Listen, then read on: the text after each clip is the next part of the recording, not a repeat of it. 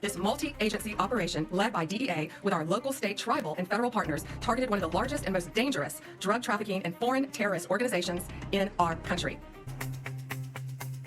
5:47 a.m. Yakima County, Washington. Federal agents moved through residential streets that looked no different from any other American suburb. White picket fences, trimmed lawns, children's bicycles left on driveways overnight. Nothing about this place suggested danger. Nothing hinted that behind these ordinary doors, something deadly had been growing for months. What authorities uncovered that morning exposed how deeply Mexican cartels had embedded themselves into the heartland of America. Not at the border, not in major cities, but right here, in quiet neighborhoods where families believed they were safe. By the end of the operation, agents would seize enough fentanyl to produce 4.4 million lethal doses. Enough to devastate entire communities. Enough to kill millions. And it all started with something routine. A traffic stop on Interstate 82. A Honda Civic pulled over for a broken taillight. Standard questions. Standard procedure. But the officer noticed the driver's hands shaking. Too much for a simple citation. A search of the vehicle revealed vacuum-sealed packages hidden inside the door panels. Fentanyl powder. $47,000 in cash. Multiple burner phones filled with encrypted messages. This wasn't a user. This was a courier. DEA analysts recognized the signs immediately. The packaging. The cash denominations. The communication style. All matched known Sinaloa cartel distribution patterns. That single traffic stop triggered a 10-month federal investigation that would uncover 2 separate trafficking networks operating simultaneously across Washington state. The first network appeared almost invisible from the outside. A 2-story house in Pasco. Quiet street.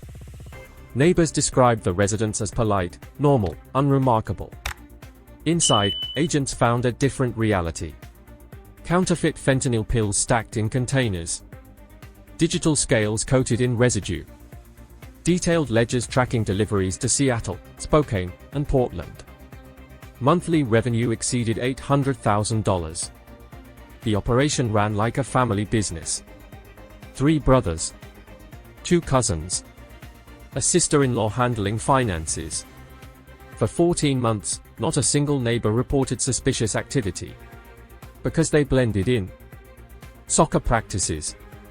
Grocery store trips. PTA meetings. This wasn't chaos. It was precision. Federal surveillance revealed a disciplined system. Supply shipments arrived from Phoenix every 2 weeks. Distribution moved through 7 subdealers across 3 states. Payments were collected at gas stations and parking lots using coded messages. Package ready. Uncle arriving Thursday. Birthday present confirmed. Cartel communication protocols refined over decades in Sinaloa, adapted seamlessly for American suburbs. But the second network raised alarms at a completely different level. 47 acres of rural land outside Yakima. Gated entrance. No neighbors within a mile. The owner claimed it was a livestock operation. Chickens. Goats. Occasional farming. But undercover agents noticed patterns that didn't fit. Late-night deliveries with headlights turned off. Vehicles arriving from multiple states. No animals ever leaving. Armed men patrolling the perimeter at irregular intervals. When federal teams executed the raid, they found far more than drugs.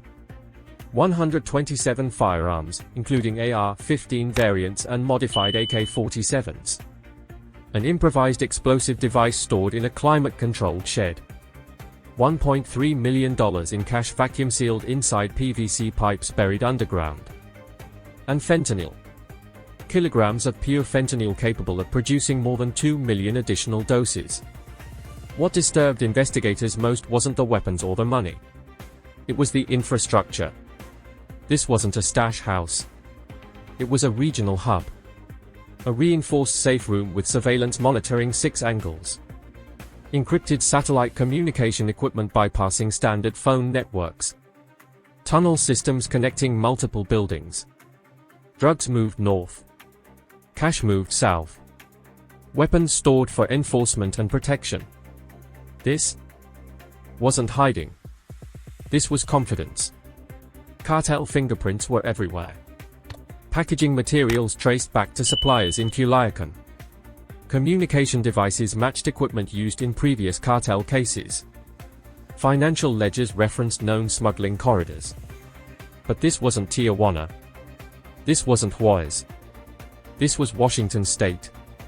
Federal officials later said the busts mattered not just for the volume seized, but for what they revealed about cartel strategy.